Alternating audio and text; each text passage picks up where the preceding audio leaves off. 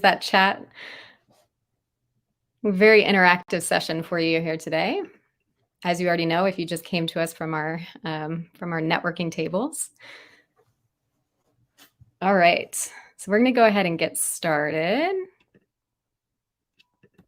All right, so welcome everyone to JSA TV and JSA Podcast, the newsroom for tech, telecom, and data center professionals. I'm Candace Sipos, and on behalf of all of JSA, we thank you for tuning into our virtual roundtable. Today, we have a very exciting topic, a very important topic, connecting the unconnected with digital infrastructure solutions. I'm going to have to say that word a lot, so I'm going to get it down now. I'm thrilled to report that we've had over 160 registrants for today's discussion, and I'm sure many others are going to be watching via live stream. We are live today. We're streaming live on LinkedIn, YouTube, Twitter, and JSA.net. There's certainly, as you can tell, a lot of interest in this topic. So we're going to go ahead and dig in as quickly as we can. But before we do that, forgive me while I rattle off a couple of quick housekeeping notes here. So our first 100 registrants for today's roundtable have received lunch delivered right to their door, or if they chose a gift card. So please enjoy that if that is one of you. If it's not one of you and you're having a little missing out a little bit, then just know that the key to that puzzle is to register early. So you can actually go to jsa.net and register for the upcoming roundtables. We have them slated through the end of the year right there. So we will see you next time as well. So we want to hear from you, like I said, and make this roundtable experience as interactive as possible. So please do add in any questions that you have, any comments, right into the chat there on your screen, and our panelists will be sure to get to those if we have time for them. So we would love to hear your questions. And if you can have time to stick around right after this discussion, this will be about 45 minutes, and then we'll kind of round out the hour by jumping back over into the networking portion of this app. So we'll join those virtual networking tables immediately following the conversation. So it's a very kind of fun and unique opportunity to talk face-to-face virtually with other event attendees and speakers. So we will see you back there to network a little bit after this discussion. So that is enough for me. Let's hear from these excellent panelists that we have slated today. So we will begin by just kind of rolling around this virtual table for introduction. So folks will, just let us know a little bit about their role, a line or two about the organization they're with, and most importantly, why today's topic is meaningful to them. So we'll just kind of go in alphabetical order for this one. So we'll go Jezzibell, Marissa, Deana, and Brian. So take it away, Jezzibell. Hello, everybody. I am Jezzibell Gilmore. I am the Chief Commercial Officer for Connectbase, and we are a SaaS platform that provides digital information and commerce marketplace for telecommunication services. I'm glad to be here. Thank you for having me. Thank you, Jezzibell. I'll push it over to you, Marissa. Hi, I'm Marissa Mitrovich. I'm the Vice President of Public Policy for the Fiber Broadband Association. In my role, I work with federal and state governments and do a lot of interaction with broadband leaders and community leaders to help find policy solutions to close the digital divide. Fiber Broadband Association, we have close to 500 members. We have providers of broadband, manufacturers of fiber, manufacturers of connectivity products. And so we represent pretty much the entire fiber optic ecosystem.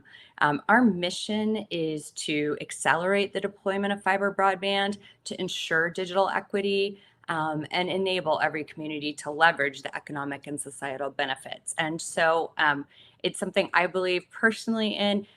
It's the mission of the organization I work for, and it's the topic we're going to talk about today. So I'm very happy to be here. Thank you. Hello, everyone. My name is Deana Perry. I am with Windstream, Kinetic by Windstream. My role at Windstream is VP of Government Affairs for the state of Georgia. I've been with Windstream 2 years. Our footprint is in most of rural areas across 18 states. And I work with state elected officials, state agencies, local governments to work on behalf of Windstream. And I'm Brian Vo, Chief Investment Officer for Connect Humanity. We're a nonprofit impact investor advancing digital equity, which basically means we invest in digital infrastructure and all the things around it, literacy, device access, et cetera, particularly targeting low-income rural communities and communities of color. Excellent. Thank you all. Thank you so much for being here. We're so excited to start this conversation. I'm thrilled that we have such an incredible panel here representing kind of many different angles of this conversation. So let's start with some stage setting first. This is a really critical conversation that, of course, our community has been having for a long time, and yet it's still constantly relevant. We just this week, FCC Chairwoman Jessica Rosenworcel issued a notice of inquiry to start an evaluation of broadband deployment across the U.S. I just wanted to quickly read this quote. She said, "In today's world, everyone needs access to affordable, high-speed internet, no exceptions. It's time to connect everyone everywhere. Anything short of 100% is just not good enough." And of course, we've seen the pandemic only served as a greater spotlight on the digital divide. So the question is, where are we now? How would you define the current state of network infrastructure currently? What are the main challenges and gaps that do still exist? And we will start with Marissa. Thanks so much. So, I think we're at an exciting time, as you just mentioned. The pandemic really showed us the importance of every American having the best connectivity possible. And at Fiber Broadband Association, we know that's fiber connectivity. Right now, about half of the country has access to fiber broadband, but that means we have 50% more, and we're in a position to close that digital divide and achieve digital equity. So regardless of income, zip code, race, education, everyone will have an opportunity soon if we work together through communication, through proper planning, to bring that connectivity. And I think it kind of, and I'll talk about this and come back to these points throughout our conversation today, but I think first, we have to connect everyone. So, in the past, especially in rural communities, because, of a lack of population density, there hasn't been enough opportunity to compel private investment. We now have public funds that are going to help us do that. So I think we need to make sure we use the grant money, the public funding to get to every American with the best technology. But once that happens, and these issues it's kind of connecting dots. It's also, they're simultaneously happening. You also need to have affordability. And it's something we have to be really seriously thinking about. It's not just having the ability to connect, you have to be able to pay for that service. And then finally, we're always looking at how do we achieve, digital literacy and adoption, and making sure you have devices. So, there's a lot to take on and consider, but I think, especially with the amount of people who have signed up for this, just today, this lunch discussion, I think people are thinking about this very hard, and, we have a really good idea, and we will be successful. Well said, Marissa.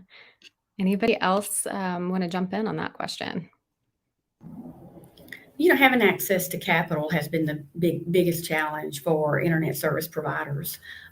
Before COVID and even after, really. I mean, there is a lot of funding available, which is wonderful. We are in a very exciting time, and perhaps maybe a unique time, and with investment that is being made at the federal level, which is really great. There are match requirements that goes along with these programs. So again, capital becomes part of that issue. And we are talking about areas that are low population density. So the cost to build to these locations are very high in some cases. Obviously that ranges, but where you have those high cost areas, that becomes a real challenge. And additional to that, identifying those areas, which there has been a lot of mapping effort gone forward with that. I know that Georgia has been working on that issue for 3 years. They have their own Georgia broadband availability amount, where we have gotten to an address location specific as to those who lack access. But really capital, and then once the access is there, affordable services and continuation of programs like that will certainly help in solving and completing this issue. I feel like that was a nice setup for either Jezzibell or Brian, if either of you would like to jump in. Well, just on, I think part of the broader question of current state of affairs, that some of the rhyming that I'm seeing now is like, well, it's certainly at an inflection point, right? Especially with all the public money that's coming in now. I think the fundamental question is, what relationship do communities, particularly the and underserved ones right now, what relationship do they want to have with their digital infrastructure? And fast forward 5, 10, 15 years from now, I can see us having very similar conversation we did with roads and bridges about 20 years ago, right? And I think, who owns it, who's maintaining, who's paying for what. It feels like a very similar trajectory. And, just to add to what everybody already said, and everybody's making such great points, I think some of the challenges is not really truly understanding where the gaps are, right? Where we see the gaps today, there are obvious locations, right, in some of the rural, super rural areas, but there are also areas in the densely populated areas that does not have good service from broadband service providers, and those are not always known, and those areas are often the more economically challenged areas that really need to have better broadband services. So, having the better understanding of what are the serviceabilities for every location that we're trying to cover is truly important. And that's how we're going to be able to really making the right investment in the right areas. Yeah, that's so well said, Jezzibell. I love how, everyone here is kind of adding different angles to this very real challenge. So we will move on to the next question. And Brian, I'll pass this one back over to you. So the question is, what are the most effective strategies or initiatives that have been implemented to bridge the digital divide in terms of network infrastructure? Are there any notable success stories or best practices that you could share? Yeah, unfortunately, no one size fits all, right? Every community is different, and needs and certainly stakeholders are different. I think what from the impact investor side, some of the similarities we've seen in successful approaches. First one is a very well organized community, whether that is a set of nonprofits representing community voice and advocating, whether it's a municipal or set of municipal champions. And I think organizing on a few fronts. One is getting that data that Jezzibell was talking about. And it's not just kind of, the natural like asset inventory type of stuff, but it's a lot of the softer elements too. To what extent is there, what is the underserved population, but also what is the appetite, the need, how many people might actually subscribe, right? Like beyond just demand surveys, right? Like really digging into it, and that's usually best done by trusted community organizations. So I think there's a big opportunity. Where it's been most successful is when there's kind of that top-down approach, whether it's Muni or ISP led, that connects with that community voice. For us, that's really translated into more believable take rates than just getting an off-the-shelf demand survey of N of 100 households. I also think that has helped communities prepare for, if not rebut, some of the inevitable challenges that we've seen, especially with some of the public awards. even if there aren't any challenges, I think that level of transparency of data on what money is where, who needs what where, whether that's literacy or devices also comes in trying to weaving together that patchwork of grants, right? Like a little bit of art off here and here, but then there's a bridge to nowhere. How are we going to plug that gap with what sources of money?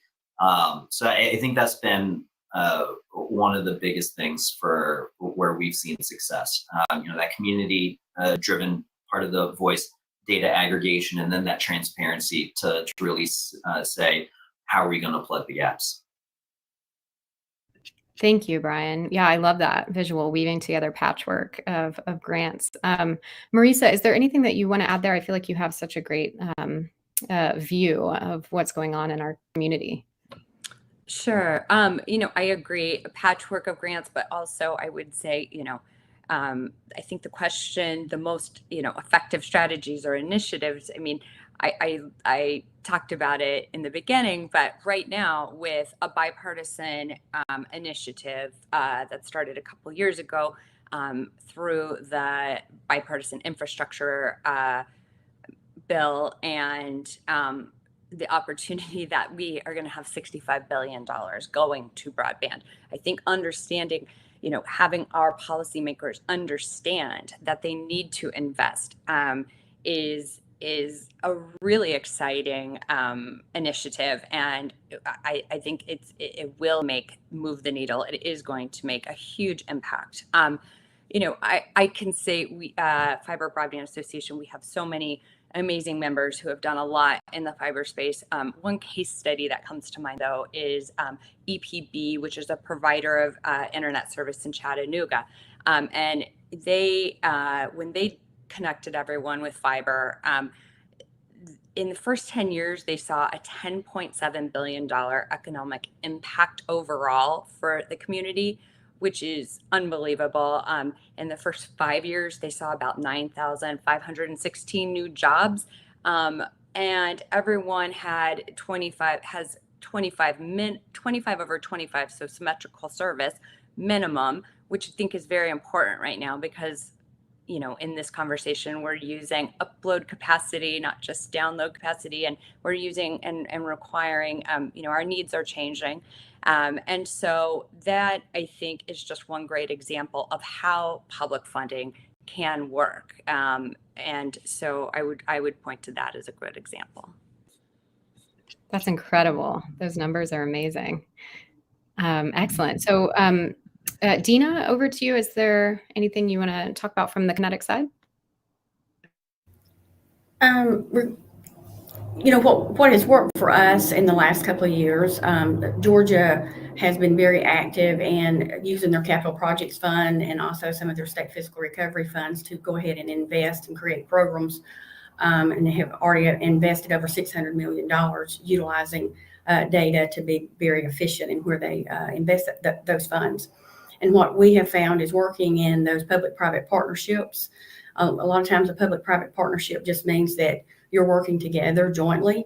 I think someone has already mentioned the fact that, when you have the community leading it, you not only are making sure that you are connecting and you have the connection made, but then you can go on and using those community resources for digital literacy, and also looking at the affordable subscriber fee. So I think that where you have those communities that lead and are working with ISP and understands what it means for their economic development, which goes to workforce, the ability to remote work, certainly digital online learning, all those things, healthcare, it just makes the community more robust and be able to have access those through online, more robust, also plays into the economic development side of, what you're trying to drive for your community. But again, on the digital literacy side, you utilize those community resources to create digital literacy programs for those areas that may not have that.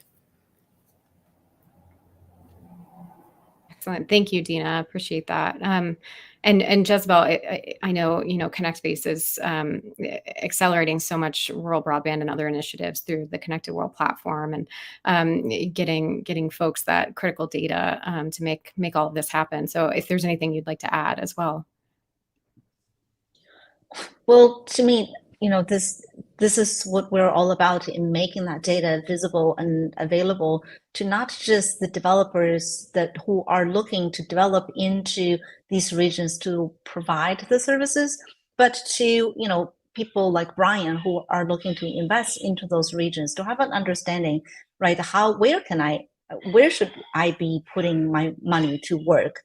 But to speak to some of the things that Marissa and Deana both brought up, which is the sustainability of the service, right? The cost of the service and sustainability. It isn't just up to the end user to support the usage, because broadband also has commercial uses. And so when you think of that, most of the regional service providers does not have the ability to actually sell beyond their own constituency, right? The people that are within their region. And what Connectbase allows is for them to put their footprint and their services into a platform where other service providers can consume those services from them, so that it becomes sort of a automated sales branch of your service. And so adding to additional revenue source to a service provider also can support those regional service providers to have long-term sustainability. And I think that's another way that can be effectively supporting the regional service providers to develop additional infrastructure.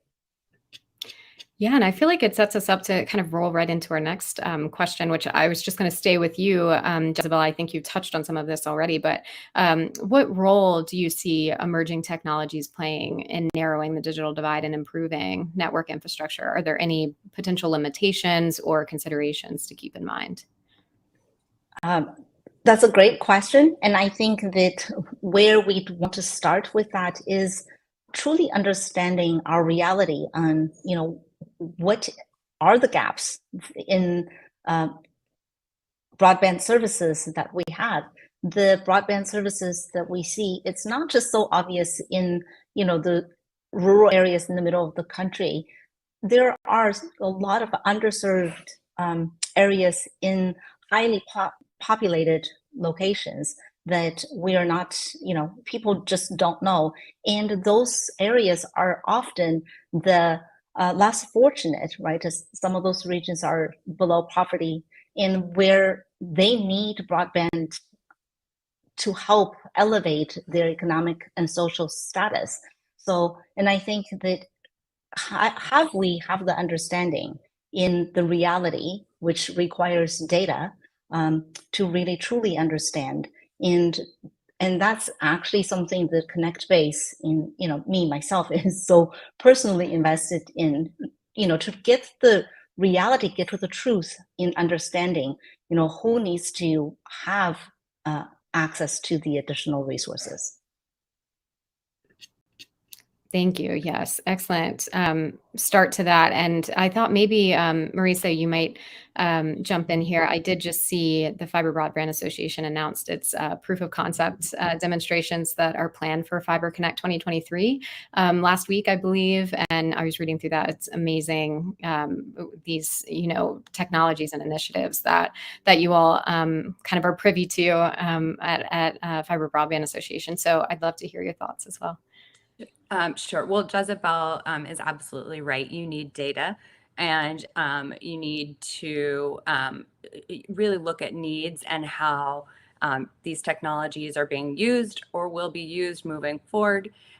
So at Fiber Broadband Association, our tagline is where fiber leads, when fiber leads, the future follows. And so it kind of really rolls into this whole proof of concept display we're going to have at Fiber Connect down in Orlando in just a couple of weeks. I think August 20th, our conference starts. So really soon. I'm excited to see it and participate. But some of our members are they're looking at, how do you get ready for the next generation of applications?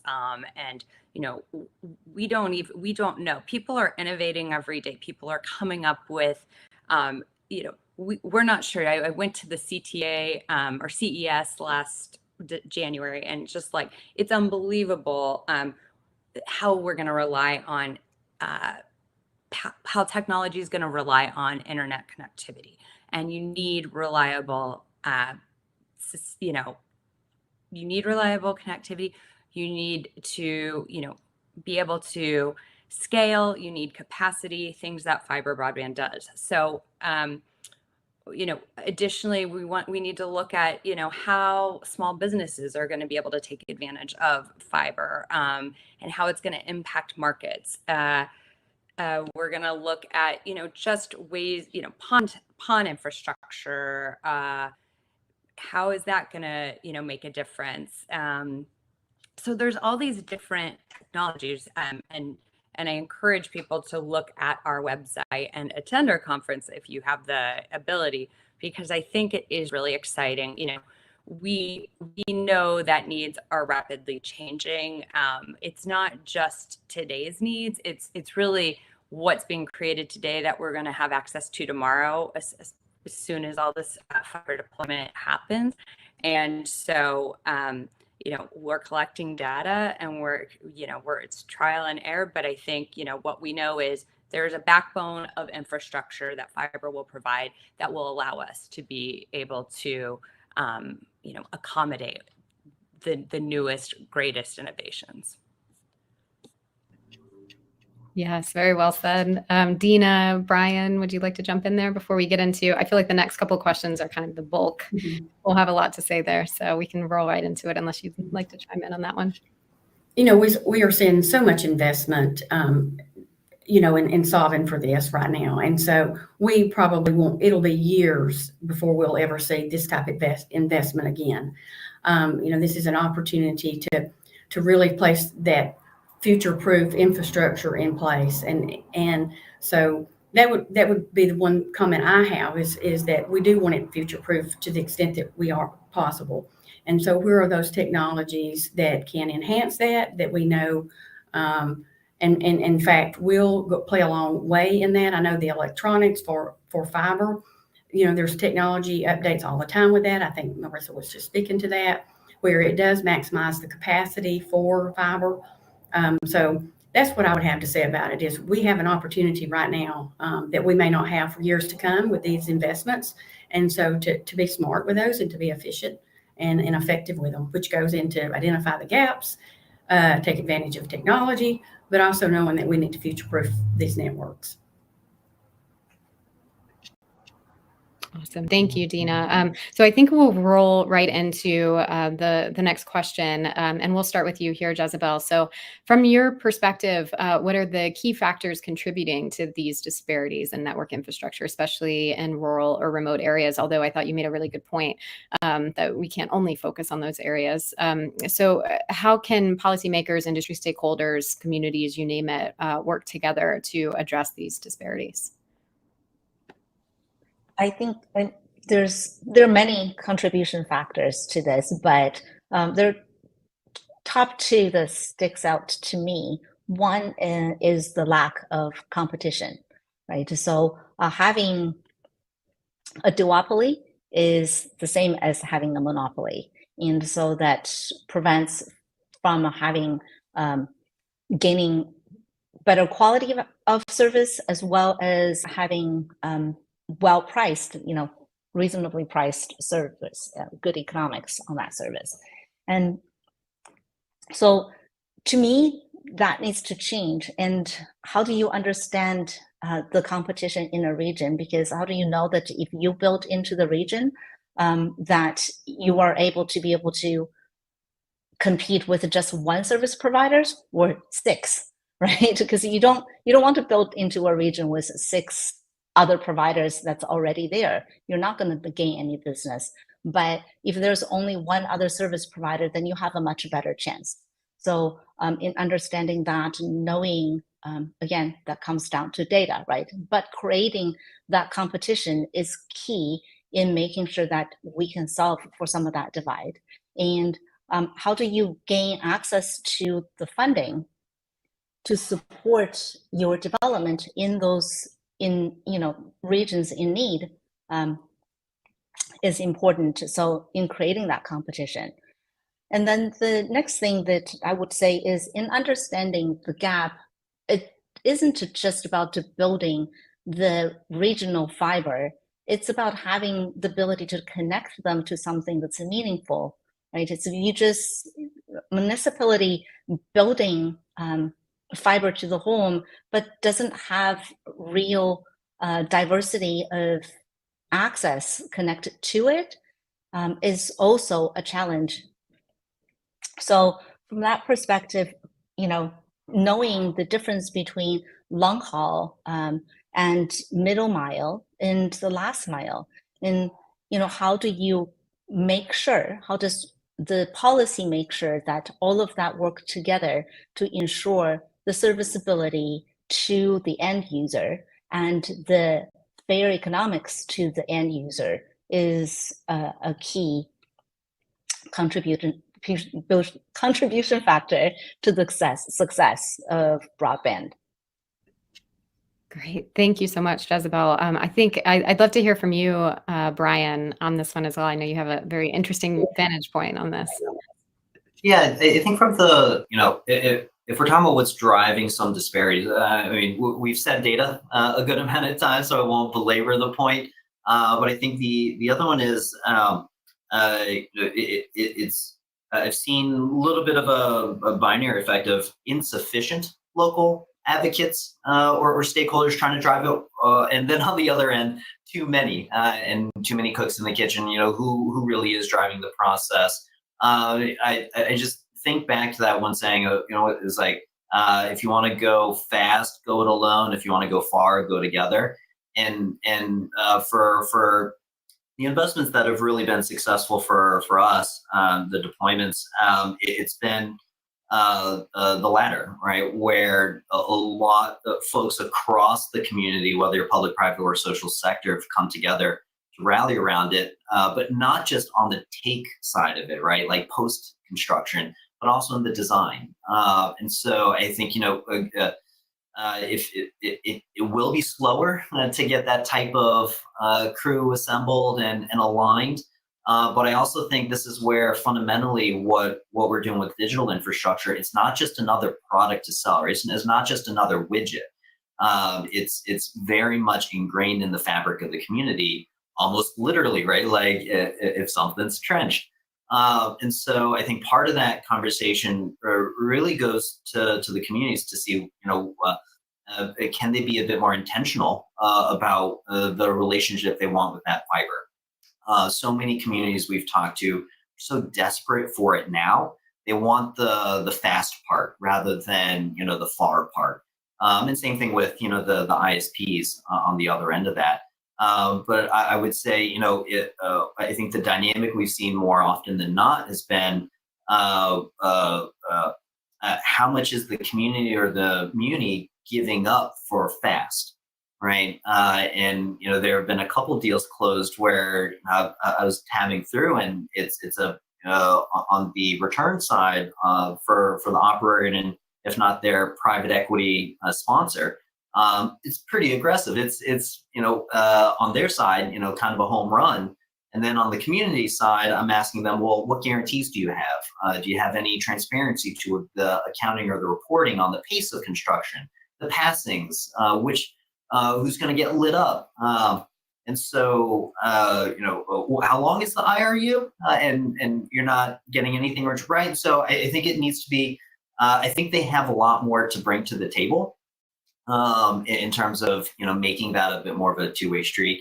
And on the flip side, from the ISP side, it might impact, the aggressiveness of the returns. But I think for us, this goes back to the earlier thing of if you're deeper rooted in the community, there is longevity there. And, you know, if I wore my economist hat for a second, you can mimic elements of a monopoly, but rather than through a supply demand construct, it's through trust, right? And service. So I think there's, I think that's the lack of that is driven more of the disparities. And the last thing I would say is, again, every community is different. It's going to need a different model of connectivity for each one. And so what we should be incentivizing, especially on the policy level, is the breadth of ISP business models and technologies that might be needed for that. And so when I look at some of you know, the grant rules, they don't always create that level playing field, right? And as much money as BEAD is going to be putting into the system, the structures or requirements like the letter of credit, we know from the get-go, like without needing to see the first application in yet, we know it's going to disqualify many small, medium-sized businesses, many community-centric ISPs that aren't as well capitalized as the really big players. So I think from a rules of the playing field perspective, I mean, that's driven a lot of it over disparities over the last 20 years. Thank you, Brian. And Marissa, did you want to jump into that next? Sure. I think, you know, I agree with Brian that, you know, as we look backward, there are a lot of lessons we've learned, and we should really take those lessons to heart. So, you know, as it relates to competition, you know, first you have to have someone providing, you know, that service that everyone wants. And so, you know, I go back to the fiber deployment, how important it's going to be, because, you know, we know that without this funding, you can't deploy it. And, you know, in these very hard to connect, because it doesn't matter if you're a small or large, it is expensive, and you do need to make sure you're going to have the customers and they can pay. So I think about some programs we had, you know, and not to say this wasn't a great program, because it helped to begin to give internet connectivity to people who never had it. But, you know, when the Connect America Fund came out in 2015, minimum deployment speed was 10/1, and 25/3 was the goal. Well, by the time the companies who had that funding started building, the FCC had already said 25/3 is what's considered served. So we kind of we got a really late, you know, it was like we were behind the ball already. You know, that's not equitable. That's not helpful for people. That's not helpful. Everyone deserves, no matter where you live, the best possible speeds. And so I think the approach NTIA has is right. If you can achieve, you know, fiber, do fiber, because we know that that's the best, you know, technology to get capacity that will be a long-term play, because we won't get that investment one more time. And then I'd also like to say, you know, when we think about how the communities come in, and Deana has said this, and I think we're going to probably talk about this a little bit more in the, you know, with the rest of the conversation too. It's permitting, and having the leaders in the local communities understand there needs to be transparency. Windstream has been a great leader in these conversations. You know, how do we get everyone to the table, and community leaders, and making sure that timelines are reasonable, people are adhering to them. There's staff at the table to process applications. And, you know, we have heard some great things. One example I'll just point out is in Louisiana, they have the gumbo grants. And, you know, when the gumbo grant, one of our members got the gumbo grant, everyone in the community came to the table, the state broadband director and the mayors and the council people. And it was like, and the company who was going to provide the infrastructure. And it was like, yeah, that's a lot of time and a lot of people, but I think that really helps as you're trying to deploy, right? And so you do get to ensure that the voices are heard, and you have a timeline, people know what they're getting. I love that example. Thank you, Marissa. Deana, would you like to jump in on this one? And I think, you know, that goes back to the public-private partnerships and really understanding, you know, what each partner's role is. So if you're working with communities and, they're the partner, how do they enable the build to happen in a reasonable amount of time, which that goes to the permitting piece, right? And oftentimes you find communities who have limited resources. So, recognizing that, keeping those conversations and that dialogue going on in that partnership to understand, what the build looks like and good lines of communications and relationships with those communities. Because you're really trying to achieve the same goal. And that is to connect the citizens of those communities as quickly as possible, effectively as possible, with the best service, to make it equitable for all. And so just, recognizing that and working with the communities, because permitting can slow it down. I mean, it's not enough to have return on your initial investment, but you need to sustain these as well. And, the sooner that you can build, it's in both the interest of the community and the ISP. The sooner you can get these built, the sooner, you have that return on investment, the better you can sustain these projects. And that relationship just enables that. Thank you. Yes, I love the focus on sustainability and long-term thinking throughout. It seems to be a common thread throughout. I wanted to ask this question that came in from the audience. So Eric Contag, thanks for sending this question. He asked, with so much investment coming in, will there be enough crews and equipment to build these networks, or will scarcity drive up installation costs, putting pressures on CapEx and returns? Anyone want to take that? I'm happy to start the conversation on this one. The Fiber Broadband Association, just in our space, has identified, and this number, this ebbs and flows, but maybe we need 205,000 fiber technicians, people just to splice fiber, right? There's going to be a great opportunity. And I think each company and each, provider of broadband is looking at how do we make sure we have the workforce. That's why it's really important that there are training programs. The Fiber Broadband Association has one that we've stood up. There are other training programs out there. We know that there are people who are going to be graduating, so we have to figure out how to communicate with youth and make it relevant. And we want them to know, they love TikTok. Well, how does TikTok work? But also, they can contribute to making that happen, but also they can contribute to something greater. And I think that's a really important message, that you are making an impact in the community. It's meaningful work. You're giving back when you do this broadband deployment, right? It is changing lives. And I think we should talk about it a little bit more like that. And I think it will start to resonate. But I do know people are talking about workforce challenges. Will we have the workforce? And back to our favorite word of this conversation, data.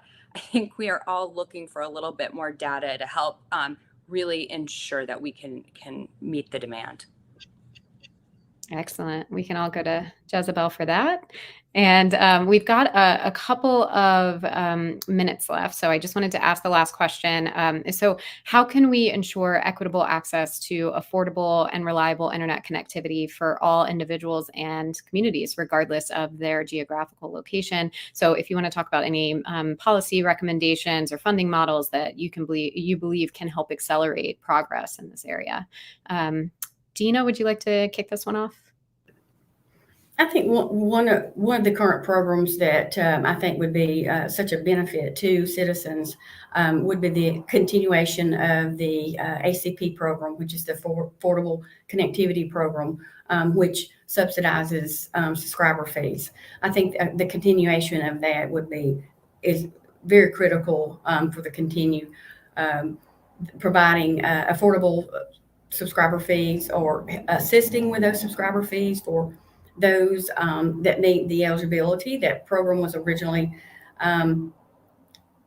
designed initially. It had a broader audience, but certainly focused on students and the need that students needed to be able not only to have access, but be able to afford that access. And so just keeping students in mind and knowing that, that this will continue just because we may be outside of the pandemic, that there's still going to be that affordable issue that students will face to continue to have that type of access in their home for, especially, that K through 12. All right. Any final words? The 22nd edition as we wrap up here. I just want to add that the way to fund services in these regional service providers, it isn't just the regional market, but there are larger service providers that are looking to acquire services, from the smaller service providers, and having the ability to actually sell to those larger service providers is another channel of revenue to help sustain these regional deployments. Excellent. I would like to nominate something that Brian said earlier as kind of a tagline in addition to the data for this conversation. If you want to go fast, go alone. If you want to go far, go together. I love that. So thank you so much to the panelists here. Unfortunately, we do have to wrap up so we can get back to the networking tables, but this has been an incredible conversation and we're so happy you could join us. And also a huge thank you to everybody who joined us, whether it's here, on this app right now, or watching the live stream or watching this later. So thank you everyone for your insights, and viewers, if you were one of the first 100 registrants, then we hope you enjoyed your lunch. Make sure to everyone that you visit jsa.net to see our upcoming JSA virtual roundtables. We have one of these every few weeks. So for our next roundtable happening August 24th at 1 p.m. Eastern, same time as today, we'll have a special greener data edition where we'll get into kind of a different kind of sustainability, talking about power and cooling innovations to shrink the carbon footprint of our network infrastructure. So that is a wrap. Look out for the playback of today's roundtable coming soon across all sorts of platforms, JSA TV, JSA podcasts on YouTube, iTunes, iHeart, Spotify, probably many other places. In the meantime, please join the panelists and I back in the networking lounge. Happy networking.